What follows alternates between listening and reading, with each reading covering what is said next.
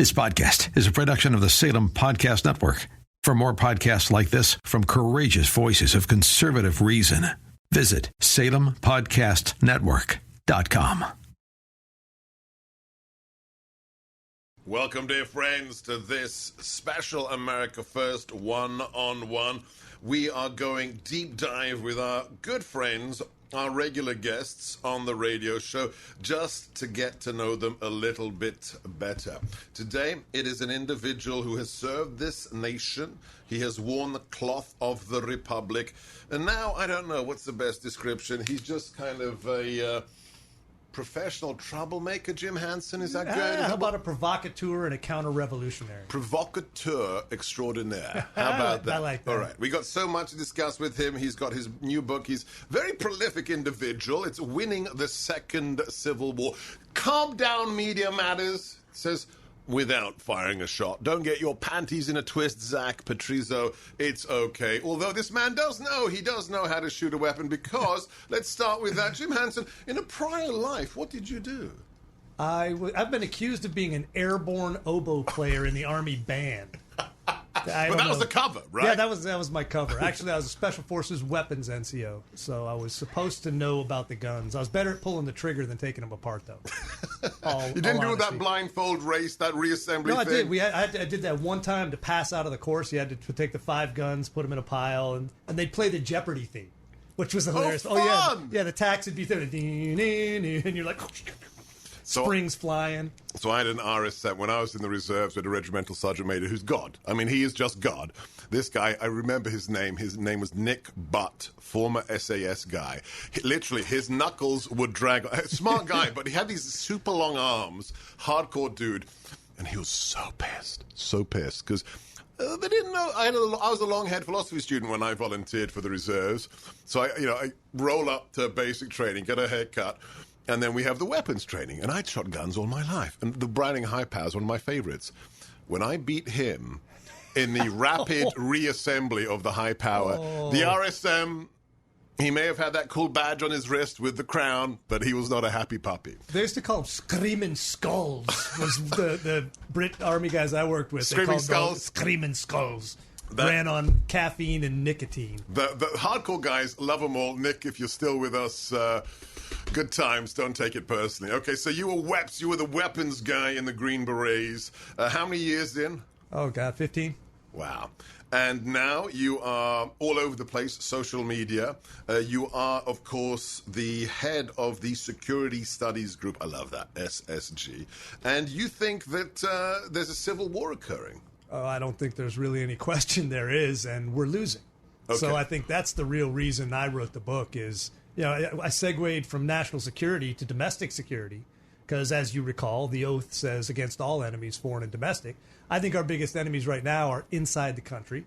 I think they are, right now trying to fundamentally transform it into something the founders would not only not recognize, but would despise. And I think we should stop them. So let's start with the latest. I was on radio this morning with our buddies at Breitbart. And the news was that Secretary of Defense Lloyd Austin, former general... What? Tool. Yes, indeed. In not the good sense of the word as in useful, the other sense of the word tool, is in Asia. And he, as Secretary of Defense, as a black Secretary of Defense, he is publicly and a bilateral in his...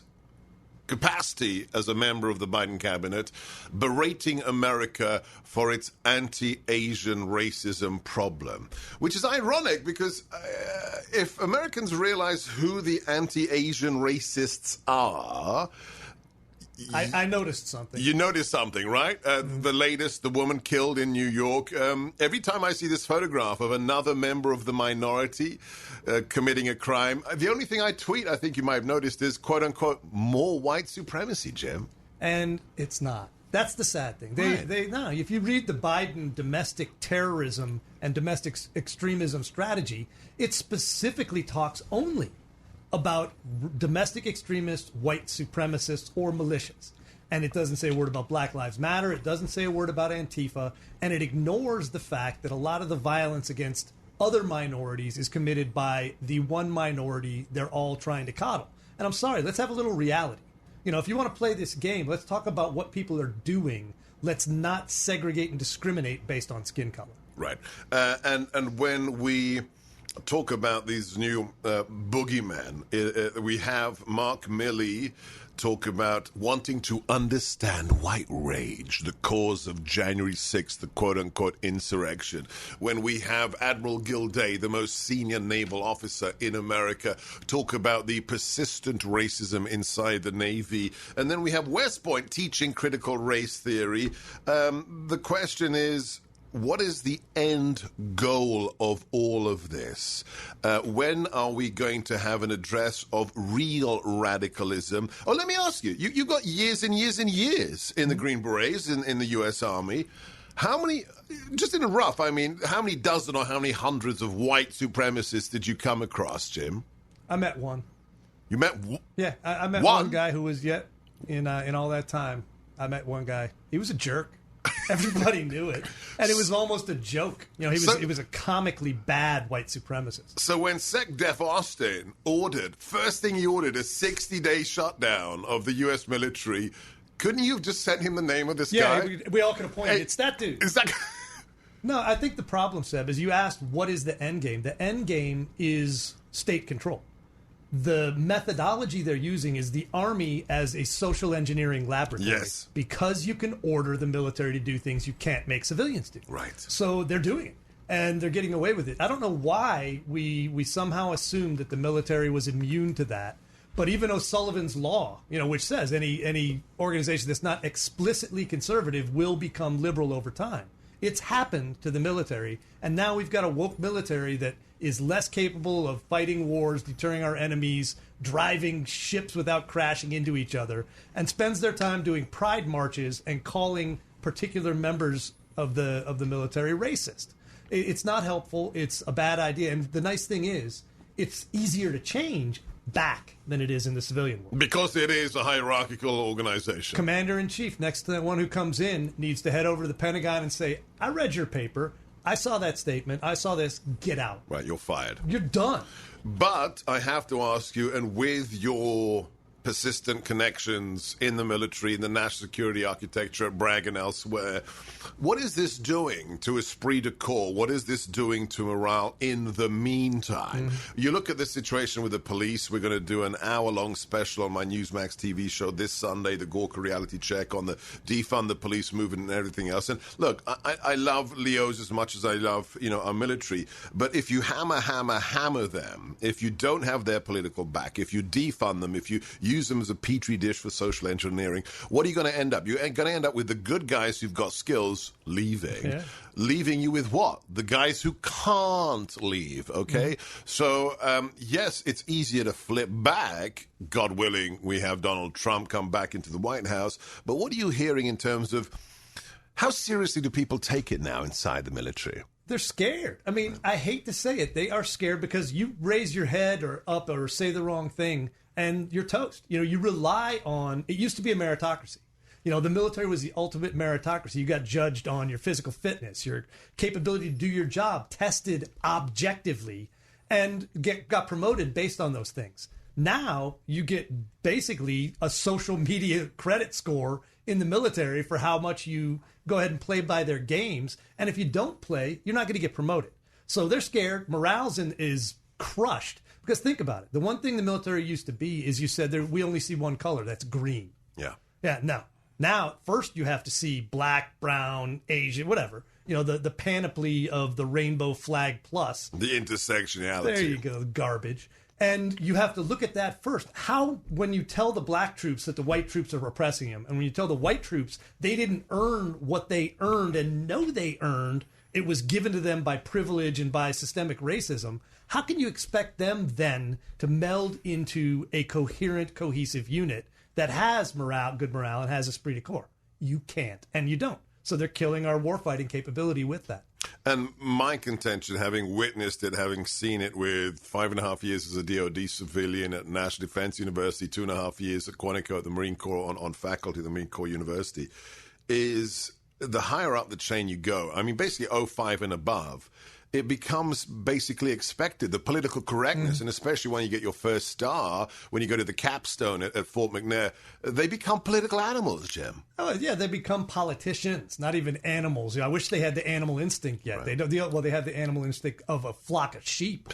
That's what they have. They no longer have the animal instinct of a predatory animal. They should be an apex predator. I want generals like Patton. Yeah. I want guys like that who know that their only mission is to scare America's enemies into not even considering fighting us, and then if anybody raises their head up, to squash them flat. That's done. You got the perfumed princes, as Colonel David Hackworth always called them, who now think that their main mission is to follow the whims of the politicians. Yeah. And I'm sorry, it is sadly emblematic of the problem across the entire U.S., and unfortunately, it's killing our most important institution. We need more Ajaxes. If you haven't seen it, there's an amazing, I think it's a Hillsdale lecture by our favorite VDH, Victor Davis Hanson, on Patton American Ajaxes and the need for those figures that little bit barbarian, but that's what you need to protect Western civilization.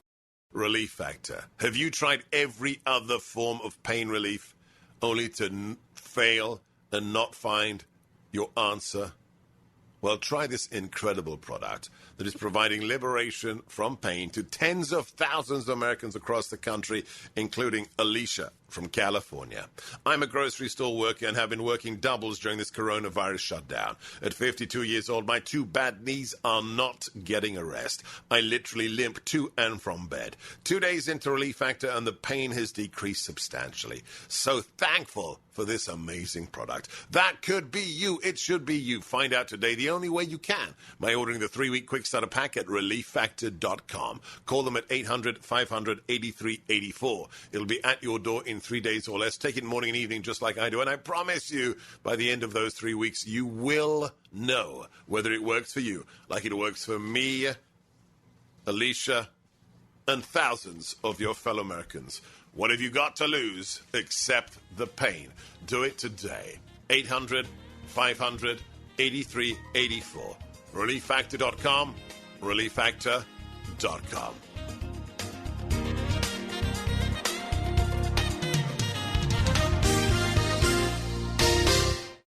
I'm Sebastian Gorka. We're talking to Uncle Jimbo, Jim Hansen, DC, on Twitter. His new book we're going to discuss now is Winning the Second Civil War Without Firing a Shot. Okay, Jim, let's talk about why you wrote this book. We're going to go through a couple of the key points in it, but let's start with this concept of civil war. Why did you use that phrase? Full disclosure, I like to give recognition where recognition is due. My good buddy has the morning show on WMAL, Chris Plant, super guy, super radio guy. He has been saying, 5 years now, that real civil war is just around the corner. Is that why you chose this title? I agree. Yeah, I think the danger is that real civil war is lurking. And in order to stop it, we have to use all of the constitutional capabilities we have left. And we have enough of them to win.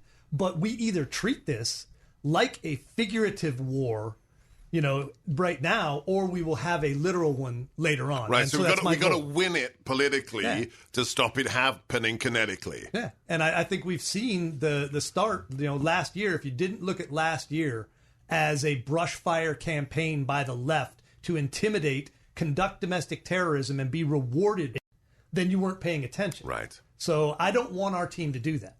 January 6th was a problem because it was a 3-hour riot that gave the left a year's worth of ammunition to use against us. We're going to talk about, let's dedicate a whole segment talking about January the 6th, what it means to you, what really happened, and what's happened since then.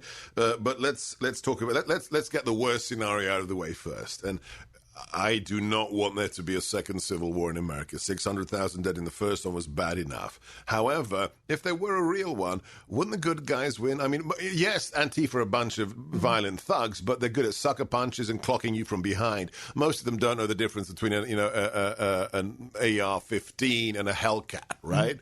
There's a chapter in the book that talks about what would happen if the well-regulated militia, being the able-bodied citizenry capable of carrying arms, rose up against a tyrannical government. Now, like you, absolutely last thing I want, and I would do anything in my power to stop it. Yep. If it happens, don't you think that all of the people in the military who really are our team, not the perfume princes, not the politicians, do you think they're going to fight against the citizenry? They're not going to. No. And so this whole scenario that the Swalwells of the world want to bring up, oh, well, what could your AR-15 going to be against a tank? Well, I'm not going to go with my AR-15 against a tank. I'm going to go to a National Guard base, and I'm going to take those guys, and we're going to take one of those over and move out from there. So, I mean, the idea would not be a force-on-force of citizens versus the U.S. military. The first thing you do is you say, if you're in the military and they took away free speech, which would be a prerequisite for me, they took away the Second Amendment. Once those two things happen, I don't believe we have a republic anymore. And the idea that the man who currently bears the title President of the United States actually says, well, you're going to need F-15s and nuclear weapons. The idea that, missile silo officers are going to turn the key on nuclear weapons against Americans. I mean, it shows you what they think of their fellow American. Oh, yeah. It's pure projection. As with everything with the left, they're projecting. But the idea is, if it ever comes to the point where they actually manage to subvert the First and Second Amendments, first thing we look at is a national divorce. All right, can we do this amicably through a constitutional convention or something and say, you guys hate us, we hate you, let's split the sheets, right? Okay, that's number one. If for some reason they manage to screw that up and are still putting a thumb down us and saying, no, you guys will just live shuttled to the edge of society and we do revolt, then it's a completely different story. And I think it would go the direction of liberty and patriotism, not arugula chomping, latte sipping soy boys. Yeah, that's why we like him in his Twitter feed. Follow him, Jim Hansen, DC. The book we are discussing right now is Winning the Second Civil War Without Firing a Shot. Let's talk about January the 6th. We get calls all the time because, the radio show is America First. People saying, well, it was a setup and it wasn't MAGA and it was the FBI and Hillary was behind it. My take is this. People were pissed, rightly so. Okay, rightly so. They went to Congress after President Trump told them to peacefully support what was going inside, to peacefully march there. Some yahoos were dumb that day, committed crimes, should pay the penalty. Other things occurred which were massively suspicious, such as police officers pulling back barriers, opening doors. And then things were even more suspicious. One of the key individuals who photographed or filmed the death of Ashley Babbitt is a Black Lives Matter extremist who calls himself a revolutionary, who called for violent revolution in America on camera and was wearing a Make America Great Again hat that day. So what's your take as a national security professional of January the 6th, the so-called insurrection?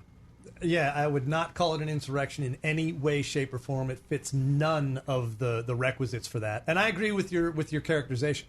I think there were people from our team who broke the law, who committed violent acts, and should be punished for those. I don't think they should be punished as if this was the second Civil War and the Fort Sumter moment. It was not. It was a political rally that got out of hand. All right? Well, okay, how many of those did we look at during 2020?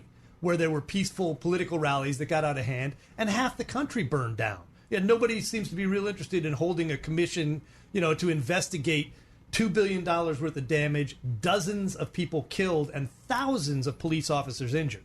So I don't want to hear that from the left. It's garbage. We need to take responsibility for it. And the thing that worries me, Sebastian, I think they're trying to goad us into a second one. That's what they're doing with a lot of the oppressive measures and the social media censorship and all the things the Biden team's doing with their domestic terror strategy. They want another flare-up to justify more emergency measures. And I'm begging everybody, don't give them one. Yeah. Don't give them one. Put every ounce of effort into constitutional means through 2022 and 2024.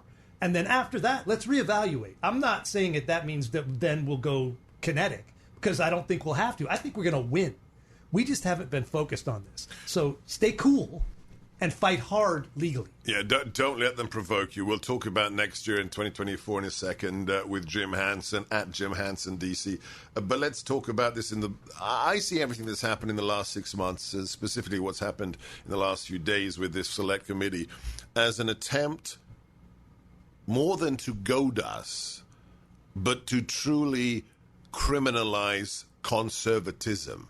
It's not the idiot with Nancy Pelosi's podium. If you wore a red hat ever, if you voted for Donald Trump, you are to be put in a category that is to be unpersoned. Do you agree? Without a doubt. And they're showing their cards. Thank God they're showing their cards, because they're so full of themselves and they're so deluded right now that they're giving us their playbook. So when Biden did publish his domestic terror strategy, he admitted in that they're going to partner with the social media companies to go ahead and censor conservative speech. Then Jen Psaki brags about it from the podium, the little freckle-faced fascist. And that was another beautiful moment for us, because every time they do that, people can't ignore it anymore. So they are literally outsourcing the censorship they can't do under the First Amendment to Silicon Valley and creating a national thought police under contract to the Biden administration. And not only that, admitting that they will be using private companies to scour the social media accounts of serving military personnel. Because right now, they want to create a hate speech exemption and an extreme speech exemption that allows them to push the window of what is actually before was terrorism and material support for terrorism into now what should be and actually is protected political speech. Right. And our protected political speech is the only one they're interested in. They're not interested in the other guys. No, outlawing political dissent is the target here. All right. The book is Winning the Second Civil War Without Winning a Shot, and we're talking to Jim Hansen. Jim, let's go a little bit more in depth into the current situation. You have a chapter here, The War of Ideas. Why is it that conservatives do not understand, even now, years after he has left us, what Andrew Breitbart taught us and what Reagan taught us? That the facts aren't enough. You've got to communicate them. I've been searching every day now, 2.5 years on my radio show, for someone to tell me, why did we seemingly consciously drop the ball on this one? I wish I had a great answer as to why. My favorite quote from Andrew has always been, politics is downstream of culture. Right. And what they did is they started in the culture. They started creating television shows, and they'd insinuate things that they wanted to socially engineer into those shows. And, they'd catch a little bit of flack for it. There'd be headlines for a day, and then there'd be more the next season. Then they took over academia, and they did the same thing. They started in universities. Then they trained the next generation of teachers to believe the Marxist and Maoist-based concepts that make up wokeism.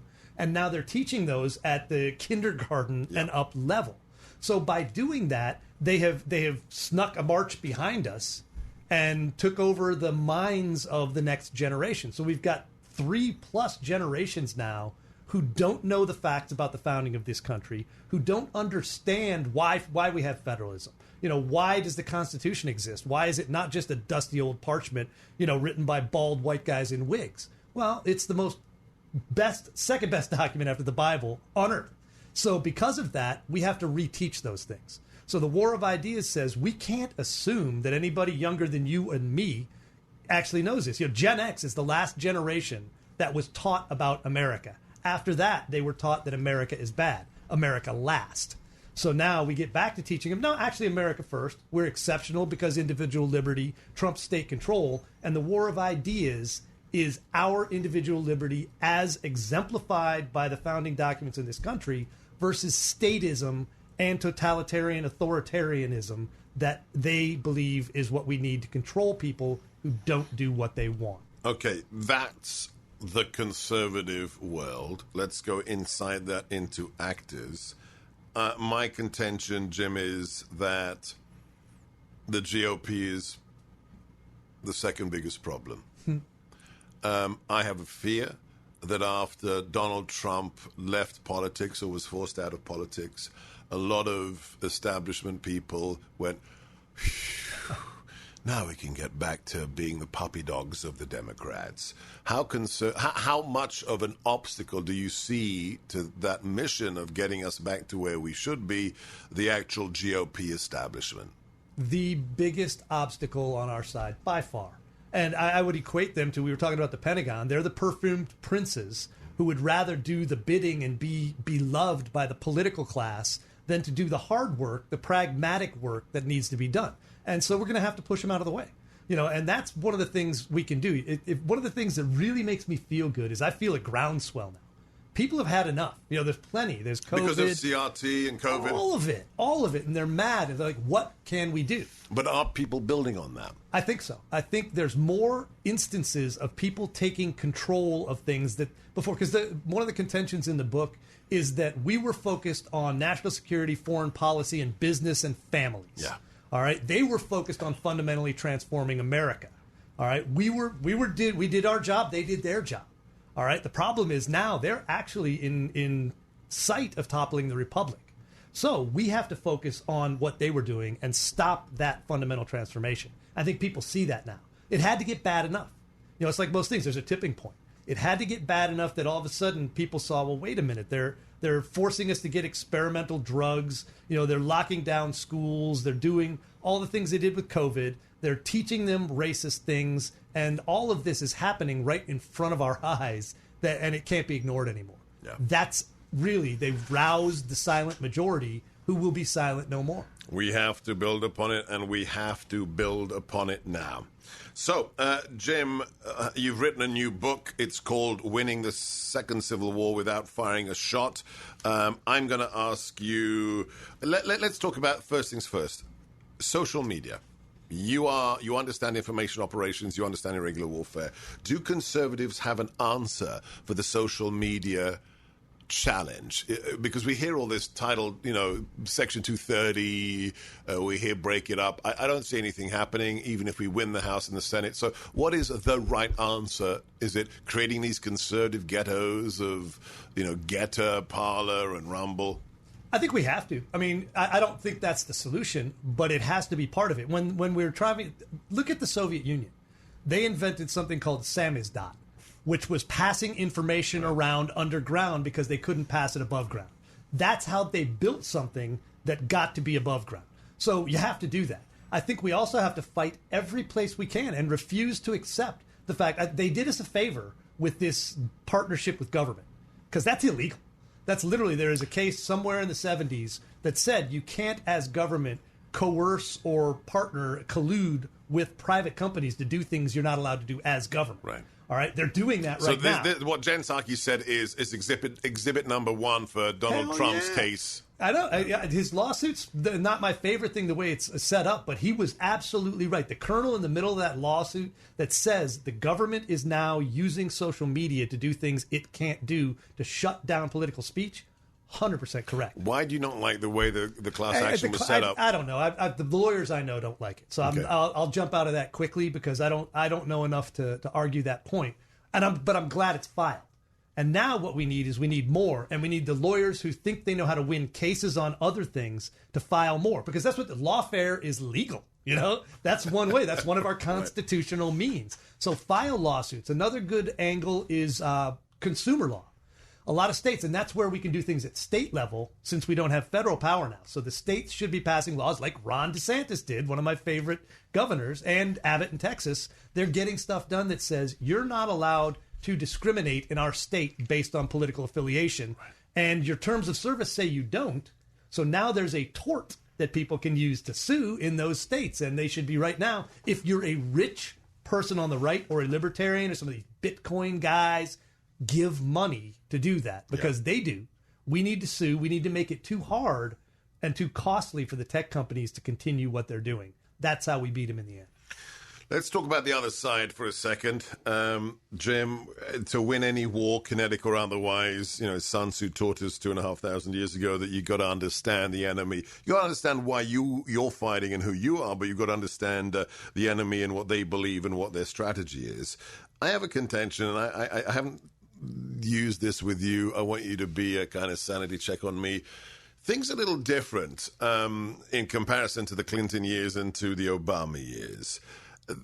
the left today is super dangerous. I mean, they are out of control, whether it's 2 million illegals across the border, whether it is packing the Supreme Court, lowering the voting age, on and on. It is a sucking chest wound to the Republic. However, there's a peculiarity to the current situation whereby they have no Kissinger. They don't even have an Axelrod.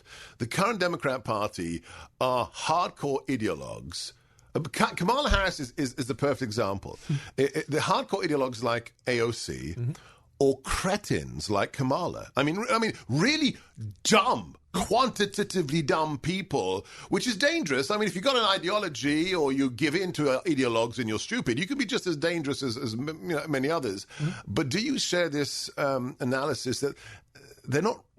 There's no Machiavelli on the left now. The inmates are running the asylum. Okay. And good for us. I would much rather have idiots as an enemy. But you've got to that. exploit that. Well, okay, then let's do. Okay. And here's how. The nice thing is, one of the things I go through in the book is kind of the progression from the Cold War to the current time. And I start the activist age in Obama, because Black Lives Matter was born during his time. He said community Trayvon, organizing. Yeah, he was a community organizer. Trayvon looks like my son. The police acted stupidly. He told the activists that their causes were just.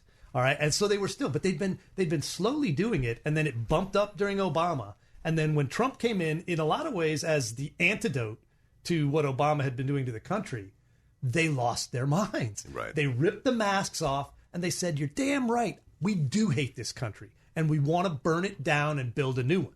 And that did us the biggest favor they could do us, because people needed to see that. They seemed reasonable before. Can't we all just get along? Shouldn't we care about poor people and minorities and women? And yes, those things are real and true. While they were doing that, they were also sliding their socialism in with it. But it was subtle.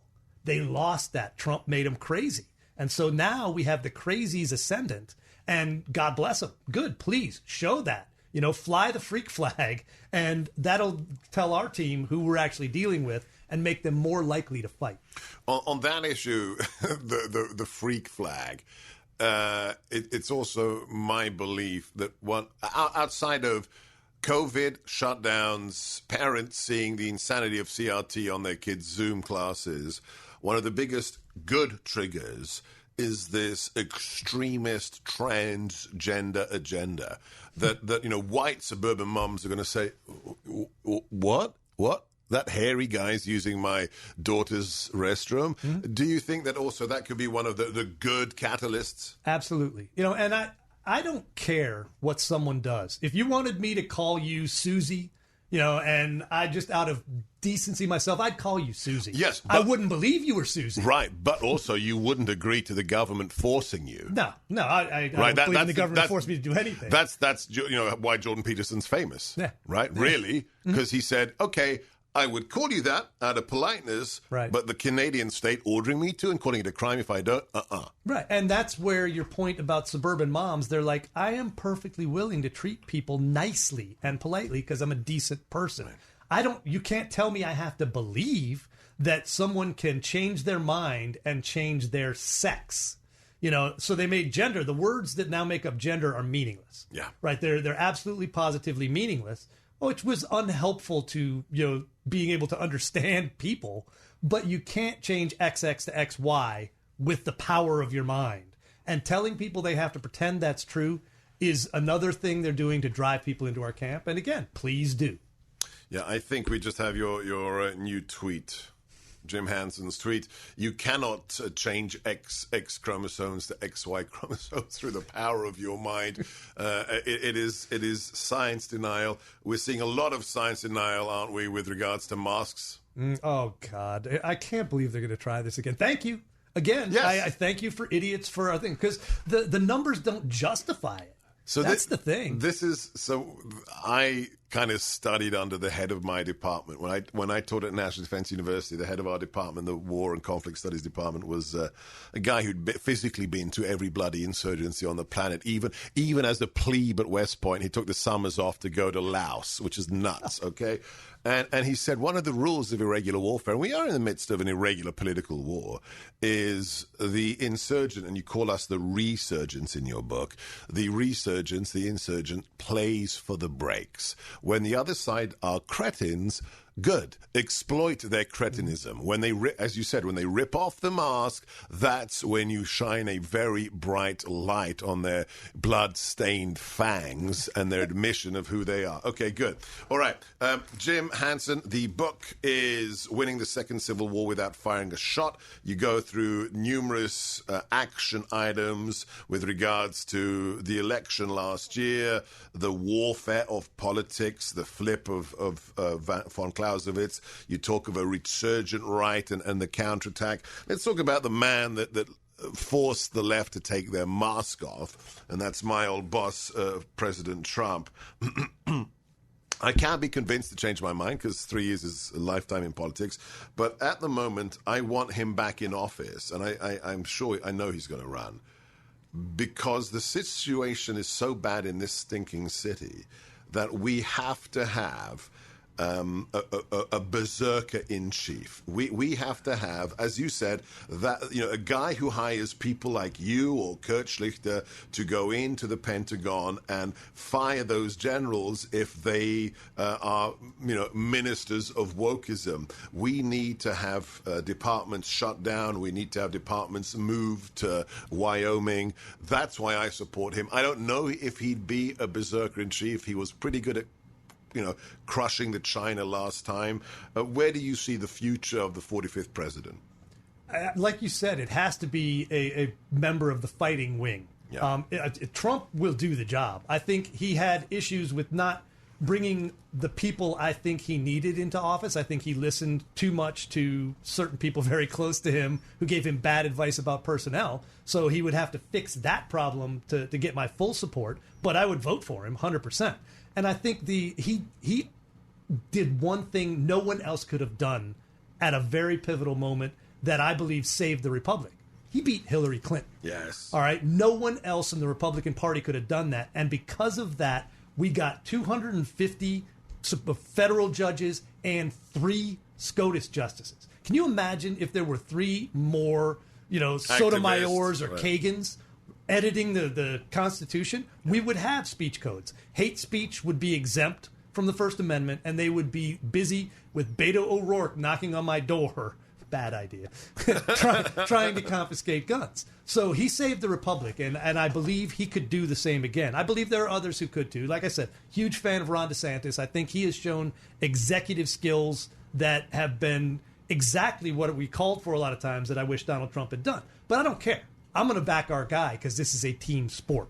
And whoever it is, if they don't come from the fighting wing, we are going to be in a world of hurt. We could potentially lose this. Let's talk about that one issue you raised. I saw it up close. It was bad. It's not just the advice the president was given within the White House. The challenge we face, should he win again, is I don't see anybody building a bench. We didn't have a bench. There was like 20 of us, real MAGA guys in senior positions in the White House. Who's going to build the bench for America First, Jim? I would tell you right now, we're working on that. I have friends, a lot of whom you know, and we are trying right now to beat the RNC out of the way and let the donors know that there are competent professionals who understand the fight we're in and who know how to do information warfare, who know how to deal with federal agencies, who know how to deal with the media, to fight the social media wars. And instead of giving money to the RNC, give money to organizations that are made up of the fighting wing of our party. And I'm sorry, there's nothing happening in the RNC right now that is helpful to our cause. So the sooner the people who fund the right as a whole recognize that, and the sooner we reach out to the libertarian right, the Bitcoin millionaires, the people who see that stuff, and they start putting their money into this so that they don't end up living in a socialist woke paradise, the better capable we'll be doing it. There are people working this issue, and I just would like to encourage people to reach out. I'll point you their way. All right. I am very, very happy to hear that news. Jim, on the issue of the bench, you're taking action. But I qualify that with the last 30 or 40 years of spending on the conservative movement. Mm-hmm. It has been a disaster. If horrible. I see another, I love the Washington Times, but if I see another billionaire suggest we need another full-page ad in the Washington Times, say, you do know who reads the Washington Times, right? You do know the circulation. You do know it's a newspaper, and this is 2021. So are you seeing, and I'm not interested in names, are you seeing people with money who understand we have to do things differently in the age of Twitter, Facebook, and, AOC? Yes, but the problem is still there is a political class that I call the idiot cousins at the country club, who run political consulting firms who bill $500 an hour to do a 30-second dark flashing red voiceover political ad. Who never lose clients when they fail. I know. Never. No, and that's the problem. So I think if the message is anything, there is a new warfare underway. It is information warfare. It is something that the reason I left national security is because I know how to fight this fight. We used to do it overseas in support of U.S. strategic interests. Yeah. And guess what? You don't know a single thing that I did. No one in this audience could point to a single place where my fingerprints exist on things we did because we're good at it. Yeah. All right. I'm bringing that mentality and putting with the other people I know who fight like that together the kind of team that is going to fight to win in ways that matter now, not in ways that mattered when Eisenhower was president. It's called Winning the Second Civil War. It's got a blurb from some guy called Kurt Schlichter, so it might be good. Winning the Second Civil War Without Firing a Shot. The book is by Jim Hansen, our guest. Follow him on Twitter at Jim Hansen DC. Jim, last big question, I think. We've talked to. It's so nice to have a discussion with somebody who not only cares for the nation, who not only served the nation, but who understands the practicalities of winning political wars. Not just, the back and forth pendulum of elections, but actual political warfare in the interests of the Constitution. Let's go to something a little bit more metaphysical. After the last 18 months, and it's shocked me and it's saddened me as a man who chose America as the land I want to live in and be a citizen of, the extent of cowardice under COVID. Yeah. Just this sheer idea that every business except a dozen or so would actually comply with things that are illegal. You cannot shut down business just because. Yeah. The idea that people are still putting masks on their little children at playgrounds, devoid of any common sense, because we know that the mortality rate for children is 0.05%. So talk to me about whether or not it's as bad as I see it, and what we're going to do about that deficit of courage. It is as bad as you've seen it, and it's partly that they're pushing and have been training the populace to be sheep. Yeah. Because they don't believe in individual liberty. They don't believe in the exceptionalism that is this country was founded to make sure the state can never tell us what to do. Literally. That's the whole reason. We fought a war, we won, wrote a constitution for that simple reason. And we've lost that in a large way. As a country, we've lost it. We haven't lost it because there are 75 to 100 million of us who in some way, shape, or form are willing to do it. Now, the left are flock animals. They're sheep. They're happy with that. It makes them feel good. They're comfortable. They don't want to be separated. And our problem is you always hear eagles don't flock. Okay, yeah, cool. Great term. Yeah, Thanks. You're super cool eagle guy. Right. But lions hunt in packs, all right? So get yourself in a pack with other like-minded apex predators. And if you're not an apex predator, hide behind one, walk behind one, support one. Get behind the people who know this game and then start pushing back, because we're right. That's the advantage we have. Our ideas are right. Our ideas are constitutional. Our ideas work. Theirs don't. Yeah. So stand up and think of a shield wall. Go Viking with this, right? I'm Hanson Swanson Pearson. I'm 100% Viking, all right? I play this game. Link arms in a shield wall and you're stronger, all right? So if you want to band together, don't separate yourself and think you're alone. You're stronger with your friends. So tell them. Bring them to the school board meeting. Bring them to the city council meeting. Tell them to vote. Tell them to talk. Tell them to fight. So this is exactly what I wanted to end on. what the left so geniusly did with the Open Science Society foundations of George Soros, with the prosecutors' elections they supported, they really, I mean, it was a bumper sticker, politics is local. They turned it into a platform for warfare. They turned it into a way of life. Isn't that the answer? That we, national politics is sexy and we live in the swamp and it's cool and it makes it onto the news, but really it's irrelevant. We take back the republic one school district, one local supervisor, selectman election at a time, correct? Absolutely. And if we don't take back education, we'll never win the game. So that's the place to go. And that's where I'm heartened. I see a lot more fights at school board meetings than we did before. And now they're calling them out. What do you mean you're teaching this? Let me see the curriculum. You can't do that. I want cameras in the classroom. You're not allowed to hide from us this indoctrination of America's youth anymore. And that, to me, if you start there and then go to the city council and move it on up the food chain, yeah. And then we get to vote for president and we can have, fun with the political national game. But local has to start first, and it's easier. The book is Winning the Second Civil War Without Firing a Shot.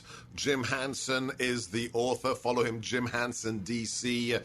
Also, he is the president of the Security Studies Group. Last message to those out there who just happened to come across this podcast, this video. What is your message to them? They may not know, what irregular warfare is, but they may be concerned about the future of the nation they live in. There is no safe space on the sidelines anymore. I don't care what you do, but do something. Get in the fight, and we will win this. We are not going to lose to the left. All right, they are no match for our ideas and our people. So, like I said, get in the fight.